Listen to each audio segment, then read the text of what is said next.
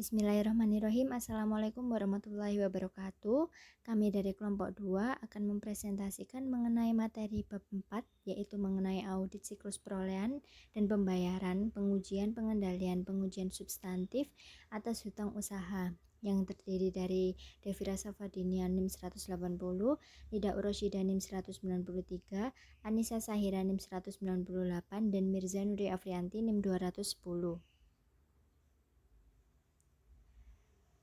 Di dalam materi bab 4 mengenai audit siklus perolehan dan pembayaran, pengujian pengendalian, pengujian substantif atas hutang usaha akan dibagi menjadi 3 topik.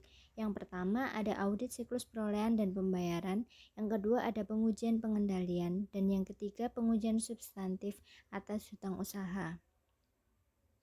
Saya akan menjelaskan mengenai topik 1, yaitu tentang audit siklus perolehan dan pembayaran.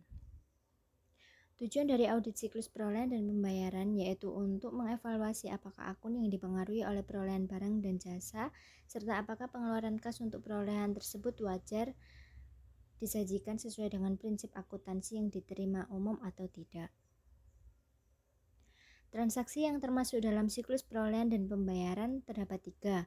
Yang pertama ada perolehan barang dan jasa, yang kedua ada pengeluaran kas, dan yang ketiga ada retur dan cadangan pembelian serta potongan pembelian.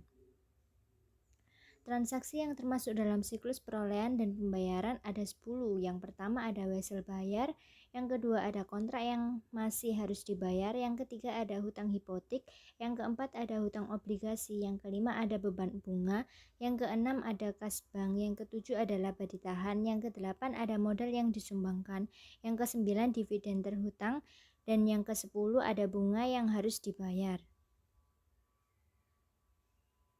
Untuk subbab yang kedua yaitu pengujian pengendalian.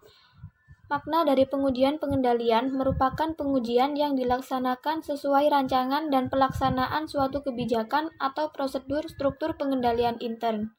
Pengujian pengendalian dilaksanakan oleh auditor untuk menilai efektivitas kebijakan atau prosedur pengendalian dengan guna untuk mendeteksi dan mencegah terjadinya salah saji dalam suatu asersi laporan keuangan.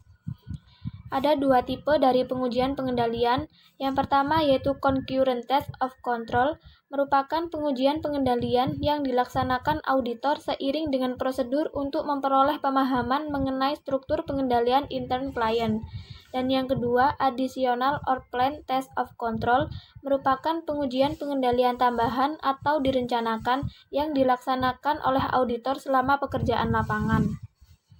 Prosedur untuk melaksanakan pengujian pengendalian. Yang pertama, pengajuan pertanyaan kepada para karyawan klien. Yang kedua, pengamatan terhadap karyawan klien dalam melaksanakan tugasnya. Ketiga, melakukan inspeksi dokumen catatan dan laporan. Dan yang terakhir, mengulang kembali pelaksanaan pengendalian oleh auditor. 3. Pengujian substantif atas utang usaha. Makna utang usaha adalah kewajiban yang belum dibayarkan untuk barang dan jasa yang diterima dalam kegiatan normal perusahaan. Utang usaha sangat material sehingga mengandung risiko bawaan. Oleh karena itu, pengujian terinci atas saldo utang usaha seringkali perlu diperluas. Pengujian substantif merupakan pengujian terhadap saldo akun dari laporan keuangan. Hal yang dilakukan tim auditor ketika melakukan pengujian substantif yaitu ada 2. Yang pertama, membandingkan saldo utang pada laporan keuangan berjalan dengan saldo utang tahun lalu.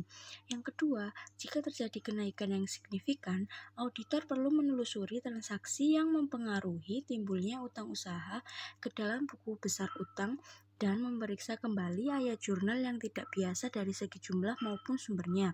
Adapun dokumen pendukung lainnya seperti diantaranya rekening koran, faktur pembelian, dan faktur pajak. Pengujian substantif atas utang usaha bertujuan untuk 1. Memeriksa kewajaran saldo utang perusahaan dan memperoleh bukti yang cukup untuk mengeluarkan opini.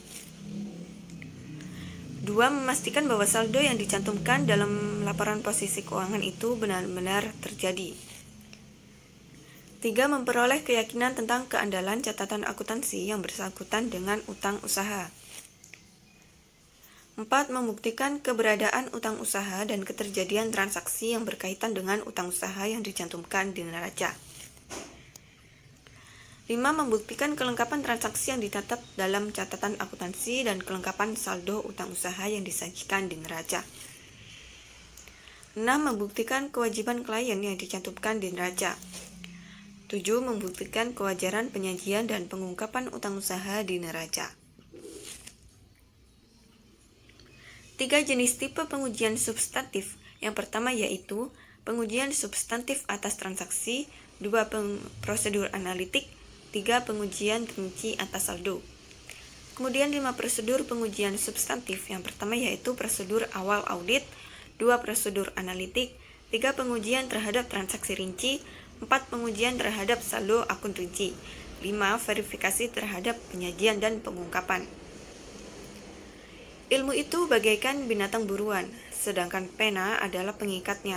Maka ikatlah buruanmu dengan tali yang kuat. Imam Syafi'i.